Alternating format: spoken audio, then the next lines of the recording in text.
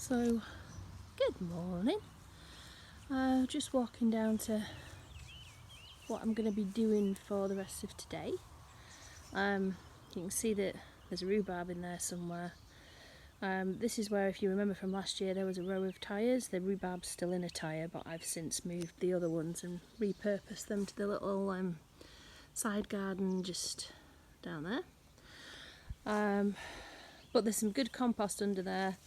What appears to be quite a lot of very well self-seeded borage.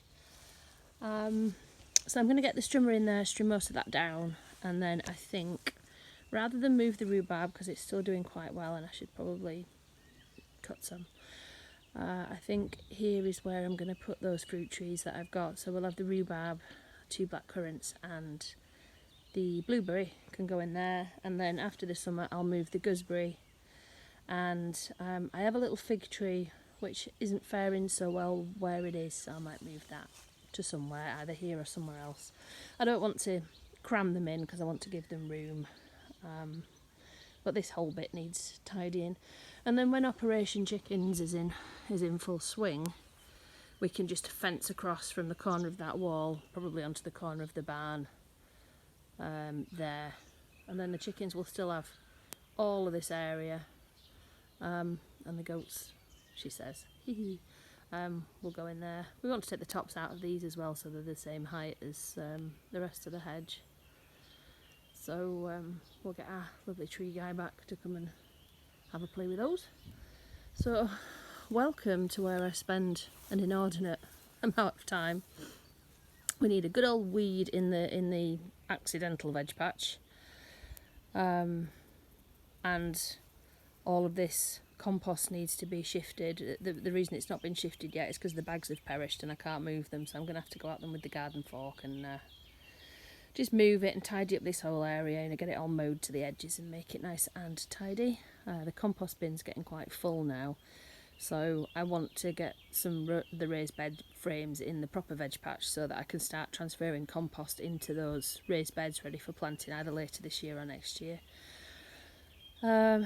So in the first one, given the success with the carrot thinnings that gave me all of the joy the other day, I planted some more carrots in here. I don't know if you can just see that the shoots are coming up. So I did a third of a row, although it's a bit patchy. I don't know whether I should go back and pop in a few more. But I did a third of a row up to sort of that brick, and now I've done another little chunk up to that kind of bit of terracotta pebble yesterday. I'm tempted to do some intersowing after watching some Charles Dowding videos, who's my, as you know, no-dig guru. Anything that's getting ready to come out, so the beetroot at the back of that row in the middle that's doing exceptionally well. If I can get in there to show you. Can you see? We're sort of waiting for the tops of the beetroot to be of a good enough size to pull, and actually as I get in there, and particularly as I look at that one, that's not far off, and they're lovely stripy ones. I think they're called chiogi, so I do love a stripy vegetable, I won't lie. And then chantenay carrots, the thinnings that I pulled, obviously chantenay is a small variety anyway, so I don't really think that they're that far off. I've sown them in clumps, really because I didn't think I could direct sow in this soil, because everything just got monstered by mainly a mouse, we think, last year. So trying the direct sowing under the netting is new. So these were sowed just in a big pot, and then when they were large enough to handle, they were just broken into natural clumps and sown like that, and they've actually done really, really well. So depending on how well the direct sowing goes over there, this might be the way forward, but we will see. Then at the back of this row, we've got spinach under there that's been cut several times, and I'm going to cut it again today because I'm having green chicken and rice, which has a large amount of spinach in it, so I'm going to use as much of mine as I can and supplement it with a little bit of frozen. These onions here are spring onions, and the bit I don't know is they're called self-bunching spring onions. However, what I don't understand is, will each one of these plants yield a bunch of spring onions or a single spring onion? in which case I'm only going to get a bunch out of the whole thing. So this just goes to show I don't know what I'm doing, doesn't it? And then all these other lovely little onions are actually shallots, because I left it a wee bit late for onions. We didn't have, the plot wasn't ready for onions at the time that they should have been sown. I did put some in a crate, but they did poorly. And then I managed to kill a spectacularly large amount of the potatoes, and yes, I know these need topping up with soil, which I'm going to do today. But I took the instructions a little bit too literally of the burying them as the shoots come up, and I buried them in entirety, which I did question in my head when I did it, photosynthesis and all that. I managed to, where you see a mound and no green stuff, they'll be the potatoes that I killed. But these only went in as an afterthought, and wherever there's space now, because I'm not wedded to the idea of having perfect rows for everything, I kind of like the chaos gardening idea. I might do some intersowing in between all of those with more carrots, because you know the dogs are nuts for them. It's the vegetable we go through the most of in our house, 2 big bags a week easily. So I brought the carrot seed out.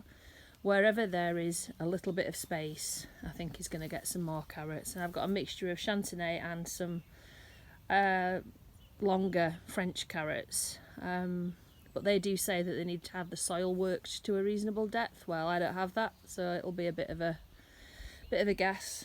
And the whole point of no dig is to not dig. So everything else is doing well enough, and there's bits of glass and all sorts popping up in here every time I weed. So the soil quality itself is not bad in terms of the actual soil, but it is stony.